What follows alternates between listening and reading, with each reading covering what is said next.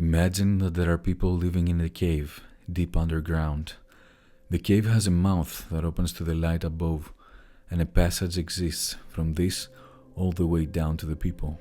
They have lived there as captives from infancy, with their legs and necks bound in chains. They cannot move.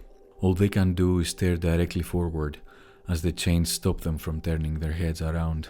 Imagine that far above and behind them blazes a great fire. Behind this fire and the captives, a low wall is erected along a path, something like puppeteers use to hide themselves during their shows. Look and you will also see other people carrying objects back and forth along the wall. Things of every kind, statues and other carvings made of stone or wood, and many other artifacts that people have made. Some of these other people speak, while others remain silent. It's a bizarre situation and a bizarre group of captives. From the beginning, the captives have never managed, whether on their own or with the help of others, to see anything besides the shadows that are continually projected on the wall in front of them by the glow of the fire. Now, if they could speak, would you say that these captives would imagine that the names they give to the things they were able to see applied to real things? It would have to be so. And if a sound reverberated through their cave from one of the other people passing behind the wall, do you suppose that the captives would think anything but the passing shadow was what really made the sound? I guess not. Then, undoubtedly, such captives would consider the truth to be nothing but the shadows of the moving objects and their sounds. Now look again and think about what would happen if they were released from these chains and these misconceptions. Imagine one of them is set free from his shackles and immediately made to stand up and turn his head around, to take steps, to gaze up toward the fire. And all of this was painful, and the glare from the light made him unable to see the objects that cast the shadows. What do you think his reaction would be if someone informed him that everything he had formerly known was illusion and delusion, but that now he was a few steps closer to reality, oriented now toward things that were more authentic, and he was able to see more truly? Now let's say that he's forcibly dragged up the steep climb out of the cave and started climbing until finally he stands in the light in front of the sun. Under that light, wouldn't his eyes be nearly blinded, unable to discern any of those things that we ourselves call real? It would take time, I suppose, for him to get used to seeing reality as it is. In the beginning, he might only trace the shadows of the outside world, then reflections of people and other things in the water. Next, he would come to see the actual form of things themselves. Then he would behold the celestial objects and the sky itself, especially by night, seeing the light of the stars and the moon with greater ease than the sun and its light by day. And at some point, I think, he would at last be able to gaze upon the sun itself, neither as reflected in water, nor as a shadow in some other place, but in its own place, as it really is. And now he will begin to reason. He will find that the sun is the source for the seasons and the years, and governor of every visible thing, and is ultimately the origin of everything previously known, so to speak. In that case, shouldn't he remember his fellow prisoners and their original dwelling and what was accepted as wisdom in that setting? Don't you imagine he would consider himself fortunate for this transformation and feel pity for the captives? If such a man would go back to his original place inside the cave, wouldn't his eyes be filled with darkness coming back from the sun? Wouldn't his eyes still be adjusting to the darkness, and it may take a while before they can see the shadows again? Wouldn't he become a laughing stock for the other captives? Wouldn't they say, "You have returned from your adventure up there with ruined eyes"? Would they not say that the ascent was a waste of time?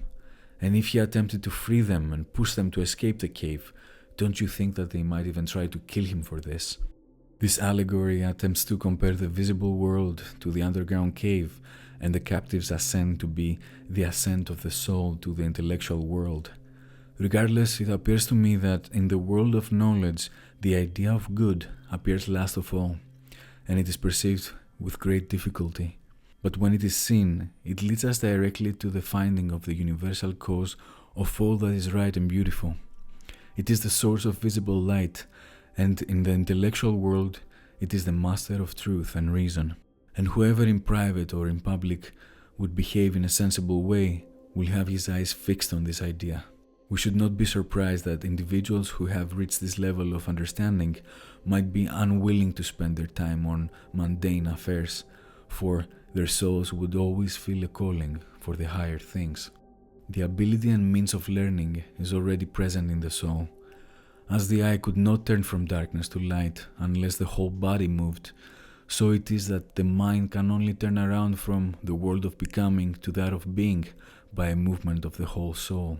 The soul must learn degree by slowly turning towards the light, to endure the contemplation of being and of the brightest and the best of being, or, in other words, of what we consider as the greater good. Hey guys, so hope you enjoyed this visual representation of the Allegory of the Cave, which is a short story that can be found in the book Republic by Plato. This is an abridged version of a translation I found online.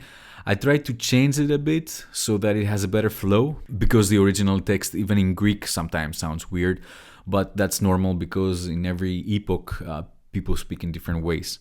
So for me, the Allegory of the Cave is an incredible philosophical text because of the symbolisms that illuminate so many powerful ideas.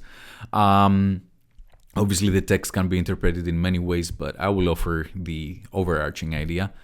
The prisoners represent all of us, all individuals who are trapped in a kind of prosaic, simplistic, and just sensory interpretation of the world.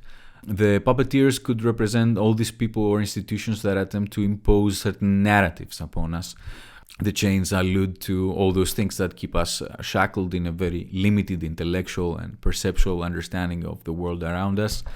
The cave obviously is this limited world that keeps us trapped, and the shadows are the only things we perceive as real because of all the limitations that we have.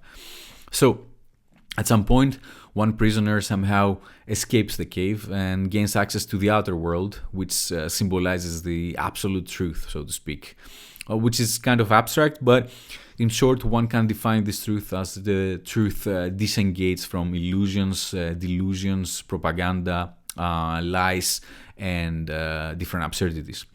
Plato makes three important points in this allegory with regards to the truth. Number one, that it takes time to get accustomed to the truth and eventually re-engineer one's perception in order to understand it and accept it.